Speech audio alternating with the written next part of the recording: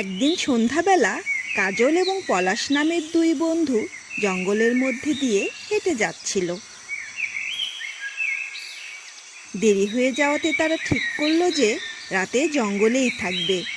জঙ্গলটা অনেক ভয়ঙ্কর ছিল, হিংস্র পশু পাখি ও দানবের ভয় ছিল। পলাশ ও কাজলের মধ্যে পলাশ ছিল একটু সাহসী ও বুদ্ধিমান। সে কাজলকে বলল, বন্ধু, দুইজন একসঙ্গে ঘুমানো যাবে না। মাঝরাত পর্যন্ত একজন ঘুমোবে, আরেকজন পাহারা দেবে। ঠিক আছে, আগে তুমি ঘুমাও, আমি পাহারা দিই। আমার পাহারা দেওয়া শেষ হলে তুমি পাহারা দিবে, আর আমি ঘুমোবো। পলাশ ঘুমিয়ে পড়ল। কাজল বসে পাহারা দিতে লাগলো। রাত গভীর হলো। হঠাৎ কাজল বুঝতে পারল কেউ তাকে ডাকছে, ভয়ঙ্কর সব শব্দ। সে একটু হেঁটে সামনে যেতেই দেখল অনেক বড় একটা দানব তার দিকে এগিয়ে আসছে। বাঁচাও, বাঁচাও, কে তুমি? আমার দিকে এসো না, আমাকে খেও না, আমার অনেক ভয় করছে। কাজল ভয়ে পিছনের দিকে এগোতে লাগলো। সে যত পিছনের দিকে যায় দানব তত বড় হতে থাকে। এক সময় কাজল ভয়ে অজ্ঞান হয়ে মাটিতে পড়ে যায়। এদিকে কাজলের ডাক শুনে পলাশ ঘুম থেকে উঠে দেখে কাজল মাটিতে শুয়ে আছে।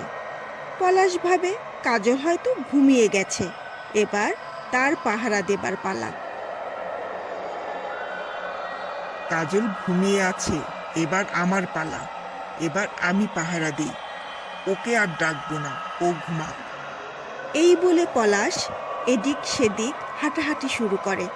আশেপাশের ভয়ঙ্কর সব শব্দ হচ্ছে। কোথা থেকে শব্দগুলো আসছে তা দেখতে পলাশ একটু সামনের দিকে এগিয়ে যায় আর দেখে অনেক বড় একটা দানব তার দিকে এগিয়ে আসছে। সে ভয় না পেয়ে আরেকটু এগিয়ে গিয়ে দানবকে বলে, কে তুমি? দানব কোনো উত্তর দেয় না। পলাশ আরেকটু সামনের দিকে এগিয়ে যায়। তুমি কি চাও? এবারও দানব কোনো উত্তর দেয় না। যতবার পলাশ সামনের দিকে এগিয়ে যায় দানব তত ছোট হতে থাকে। তখন পলাশ বুঝতে পারে এটা কোনো দানব না, এটা আসলে তার নিজেরই ছায়া। এভাবে রাত কেটে যায়।